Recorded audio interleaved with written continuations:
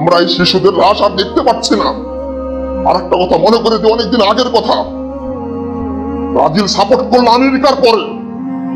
ব্রাজিলের এক খেলোয়াড় ছিল, নামটা আমার এই বদমাশ বলেছিল যে ফিলিস্তিনের যত শিশু আছে সবগুলোকে আগে মেরে ফেলার দরকার।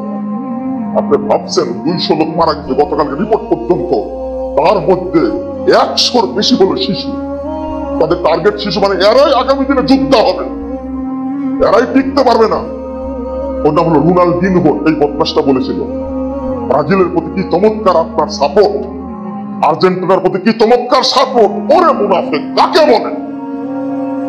আপনি কোন দিকে চিন্তা করছেন? একদিকে রোনালদোর জার্সি গায়ে দিয়ে ঘুরে বেড়াচ্ছেন, নামাজ পড়ছেন, মেসির জার্সি গায়ে দিয়ে নামাজ পড়ছেন, ঘুরে বেড়াচ্ছেন। কি চমৎকার বিশ্ব আপনার মধ্যে! তাহলে আপনার দোয়া কিভাবে কবুল হবে? আপনার সেজদা কিভাবে কবুল হবে? আপনি ভাবলেন কি করে? আজকে যখন মুসলিমরা বিভক্ত, তখন দরকার সালাউদ্দিন আইয়ুবের মতন একজন ব্যক্তি। আল্লাহ যেন একজন ব্যক্তি নাজিল করেন। আমিন ইয়া রাব্বুল আলামিন। ইহুদি খ্রিস্টানদের বিরুদ্ধে সালাউদ্দিন আইয়ুবই যথেষ্ট ছিলেন। ইহুদি খ্রিস্টানরা কত খারাপ, কত নোংরা। 1924 সালে যখন ভুগতে পেরেছিল, তখন পলাশি গেরানের গুরিয়ানি খ্রিস্টান বদমাশ সালাউদ্দিন আইয়ুবের কোমরের উপরে পা রেখে বলেছিল, we have come back Salauddin. Salauddin, আমরা আবার ফিরে এসেছি। একদিন নয়, 2 দিন নয়, 1920 সালের কথা বলছি।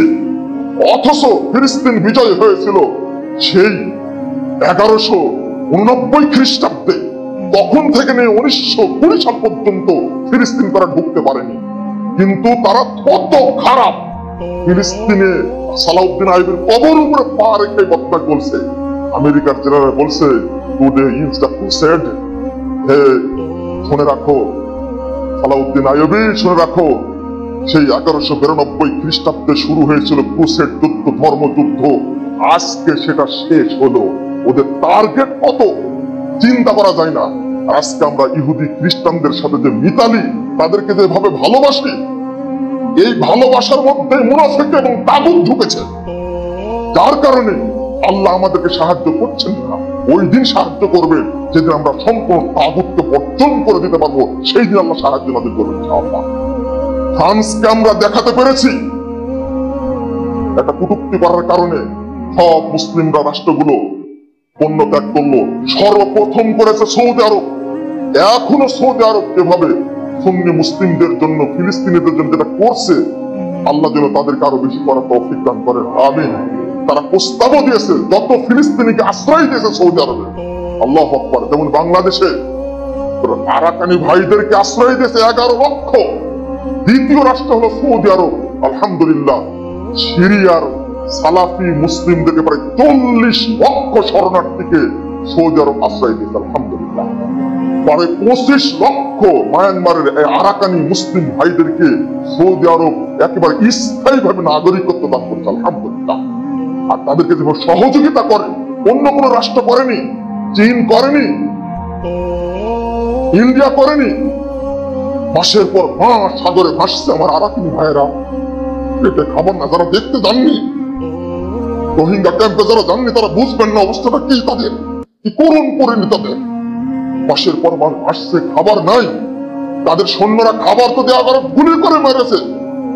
ইন্ডিয়া জায়গা দেয়নি, চীন জায়গা দেয়নি, বাংলাদেশ জায়গা দিয়েছে বলে তারা থাকতে পারছে। আল্লাহ কোন দিন ব্যবস্থা করবে জানি না, তবে অবশ্যই বিশ্বাস করি ইনশাআল্লাহ আল্লাহ ব্যবস্থা করবেন ইনশাআল্লাহ।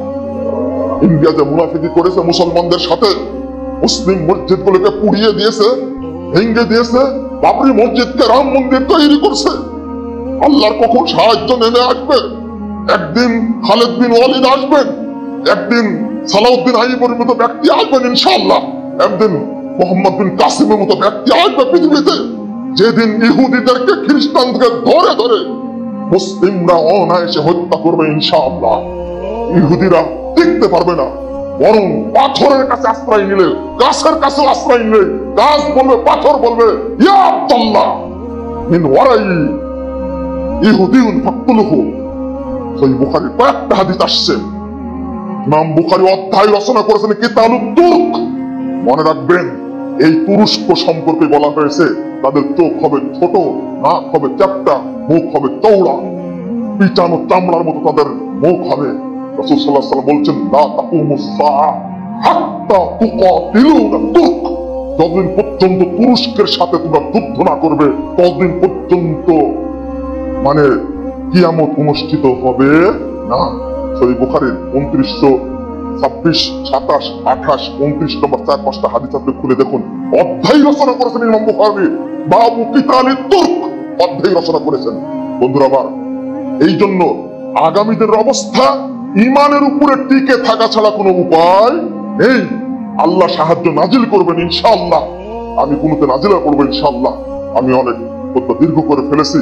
আল্লাহর কাছে দোয়া করব আপনাদের নিয়ে, আল্লাহ যেন আমাদের দোয়াগুলো কবুল করে নেন। আমি আল্লাহ যেন ফিলিস্তিনের ভাই বোনদের, আমাদের মুসলিম ভাই বোনদেরকে যেন নিরাপত্তা দান করেন। আল্লাহ যেন ইসরায়েলকে আল্লাহ ধ্বংস করে দেন। আল্লাহ যেন এই মধ্যপ্রাচ্য থেকে ইসরায়েলকে এবং ইহুদি খ্রিস্টানদেরকে নিশ্চিহ্ন করে দেন। আমি এই দোয়াগুলোই করবো খুতবায়। আপনারা আমার সাথে অন্তর থেকে আমিন আমিন বলবেন, যেন আল্লাহ রাব্বুল আলামিন কবুল করেন। দোয়া একদিন কবুল হবে, কিন্তু কবুল হতে দেরি হয়। আল্লাহ যখন মনগতের ভালো মনে করেন তখনই কবুল হয় এবং তখনই সুন্দর হয়। ইনশাআল্লাহ আমাদের দোয়া আল্লাহ কবুল করবেন।